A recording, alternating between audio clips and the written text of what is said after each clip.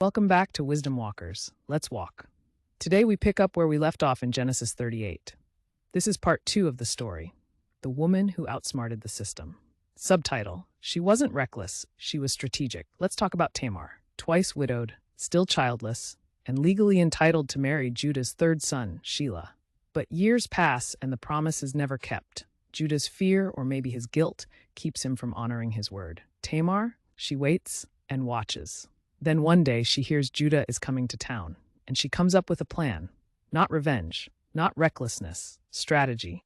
She takes off her widow's clothes, covers her face, and posts up like a prostitute. Now before you clutch your pearls, understand this. Tamar wasn't just desperate, she was done being played. Judah saw her, didn't recognize her, and fell right into the trap. He offers a young goat as payment, but she asks for collateral, his signet ring, his cord, and his staff. These were more than random items. They were proof of identity, receipts with his name on them. Days later, when Judah tries to send the goat, Tamar is nowhere to be found. He panics, not because he sinned, but because he might get exposed. Fast forward, Tamar shows up pregnant, and Judah loses it. "Bring her out and burn her," he shouts. The same man who withheld justice from her is now demanding punishment. But Tamar plays her final card. She sends the signet, the cord, and the staff with a message. Do you recognize these? The same haunting question Judah once asked his father when they faked Joseph's death. Do you recognize this coat? God really knows how to bring it full circle.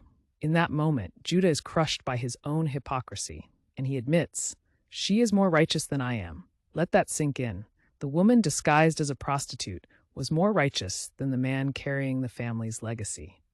And through her boldness, her twins, Perez and Zerah, would carry on the covenant line. Jesus Christ himself would eventually come through the line of Perez, not Joseph, not Reuben, not the sons who played it safe, but through a woman who was counted out and a man who had to face his sin. Here's the truth. God doesn't condone the mess, but he's not afraid to work through it. So if you've ever felt like your story got messy, if you've ever had to fight for justice in a world that kept shutting the door, Tamar's story says this: God still sees you, and he's not done.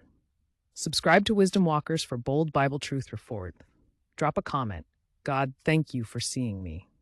Share this with someone who's ever felt overlooked or counted out.